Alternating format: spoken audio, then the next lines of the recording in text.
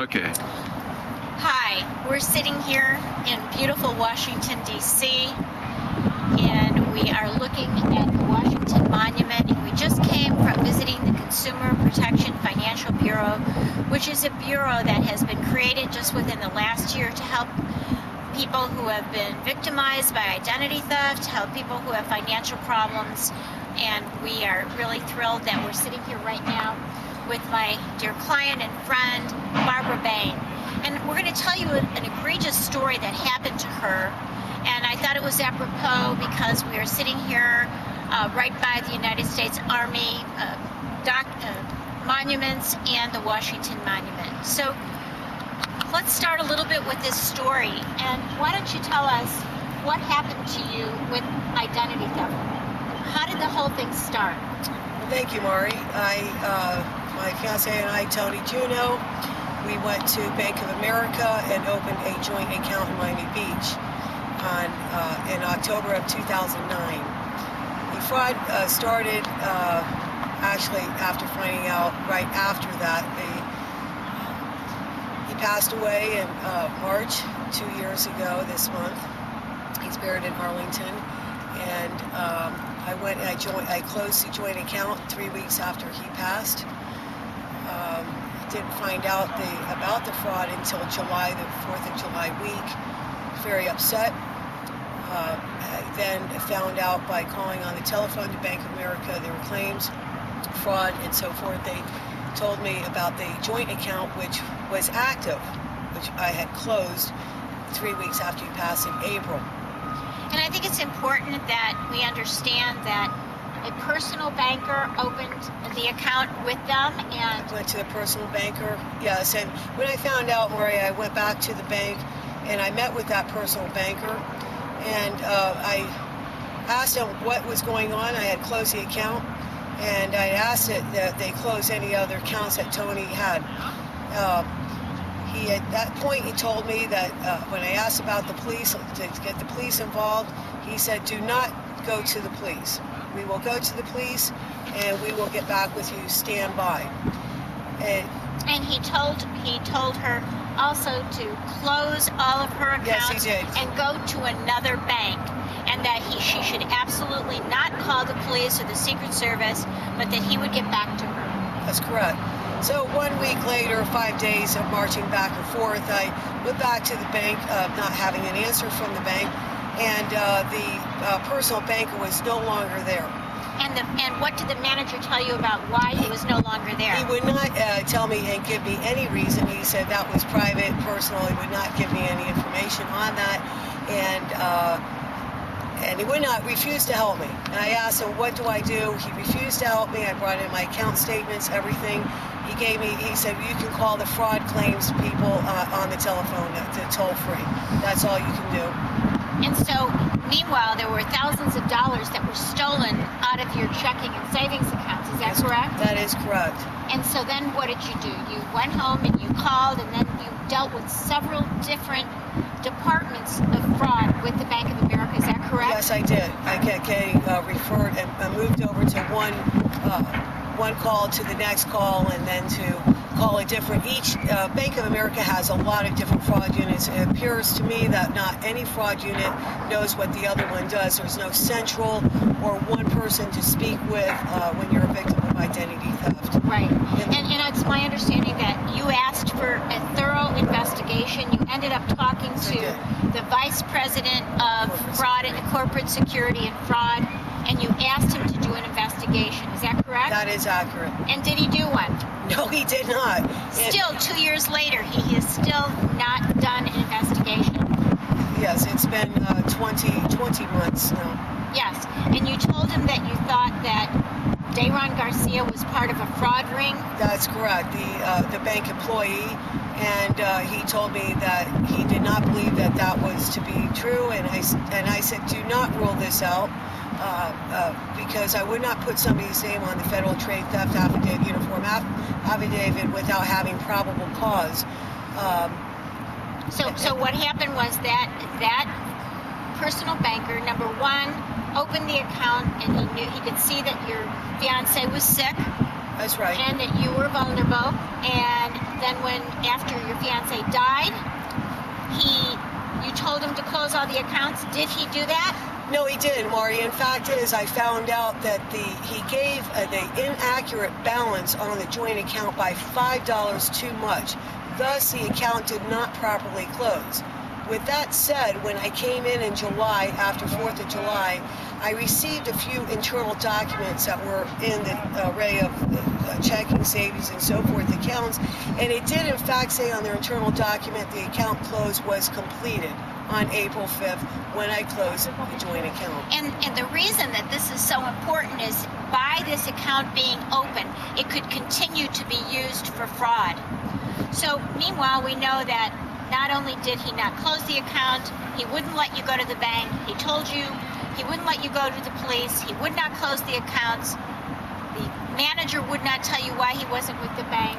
Refused to help me. And refused to help you. So this is fast forward. You're talking to then in 2011. You're speaking with the head of the bank security who would not give you documents of the fraud. Is that correct? That's correct. So under Fair Credit Reporting Act 609E, a victim of identity theft is entitled to get all documents of the fraud by just sending a letter with an affidavit, a police report, evidence of where you live, like a driver's license, a government-issued ID. And she did all of that, and still he would not provide the documentation. And then let's kind of fast forward. What did we find out about Dayron Garcia just recently? Well, Mr. Beasley, the corporate security, had told the Miami-Dade Police Department Detective Monrose that the identity was stolen by Tony's granddaughter. That was one. Additionally, yeah, and that wasn't true. We found out that the person who had stolen the identity was getting all the money and using bank credit card at a Cutler Bay address in Florida. He changed our address as well. And the four granddaughters that belonged to Tony, who had passed on, were all living out of state. And it was when 12 years old, it was not the same person. They were all Caucasian, white, Caucasian female. The perpetrator. We later found out is Geraldine Casimir, who we found out from Detective Monrose, was a member of a fraud ring. In a gang. And when we found out that name appeared on many of the statements that Barbara had, that money was being sent to her and being electronically transferred on her behalf or for her. By phone and electronically. Right. So we also found out that this person who pretended to be a granddaughter of Tony Juneau had called up the bank and said, "I'm Tony's granddaughter, send me a card," and change the address to this other address. And if you can believe that, the bank did that. So basically, that's like Barbara calling up and saying, "I'm Mari's sister, put me as an authorized user," and change the address from California to Miami Beach. That's how ridiculous this is. But then we found out something even more. We recently found out from someone else within the bank that the personal banker, why don't you tell what happened to the personal banker? Why was he no longer at the bank? Well, from what you told me in the human resource, that they told him to quit and leave the bank, so therefore they did for fraud and forgery, so they did not have to perform an investigation for me and on behalf of all the other clients and good customers and customers of Bank of America that he also as well defrauded. Right, so we only found out in 2012 the truth that Dayron Garcia was forced to resign due to fraud and forgery. And instead of investigating him undercover, watching what he was doing, and finding this whole, do a sting, and bringing in enforcement. And putting him in jail for being a collector, meaning that he collected information on Bank of America customers and sold it to a fraud ring. Instead of finding that, all they did was ask him to resign, which left him free to go and commit fraud in some other bank or some other institution. So that was indeed a cover-up even though she knew from day one that there was great suspicion about this. And we also were unable to this day, almost 2 years later, has there been an investigation? No, not from my knowledge. I believe the only investigation is how they're going to continue to cover this up. Right. And what else have you gotten all your money back? No, I have not. She has not gotten her money back. She has gone through tremendous stress, wasn't able to work, and cover up after cover up. Not only did Dayron Garcia cover up what he had done, but his manager refused to do anything and covered up. That's correct. When she went to him, and the vice president of fraud covered up because he would have had to know that Dayron Garcia was forced to resign. And to this day, we still don't have an investigation. And this is terrible for victims of identity theft, that they cannot get the documents of the fraud, they can't resolve the issues, they can't get their money back, and this is what we're facing. I want to say another thing is that they refuse to change the account number, give me a new account, close the account, give a new account, and so they were continuing to let the fraud go through. Therefore, every time I went to the mailbox, I would get their little post at $35. I constantly get their overcharges, overdraft, and which they're continuing adding salt within an already inflamed wound. And you are also, having lost her loved one, her fiance, in March of 2010, and this is March 2012. What has it been like for you?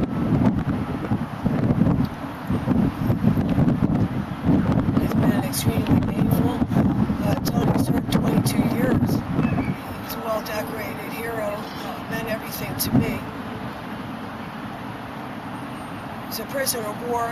He is laid to rest in Arlington Cemetery. And what it means to me is that, first of all, the loss of the love of my life, a great friend, a great person, a hero, is one thing. And another is being a victim of identity. And to take the identity of one who is a veteran, who served for the freedoms we cherish in our great country, the United States of America. In no way can I sit back and allow this to happen, not only to me, to Tony, to all veterans of our armed forces. And I appreciate, Lori, everything that you've done for me. And so I hope as you see this that you'll see that we have to make some changes. We have to hold banks, we have to hold agencies accountable, that when innocent people like Barbara and Tony are taken advantage and they are not given any help, there's all sorts of cover-ups. There is time for changes in this country. It's time for honesty. It's time for us to really help consumers and make a difference. And so we hope that this has enlightened you. And if you have a story that you want to tell us, you can also write to us at Mari@marifrank.com, or go to identitytheft.org and you can write to us about what's happened to you.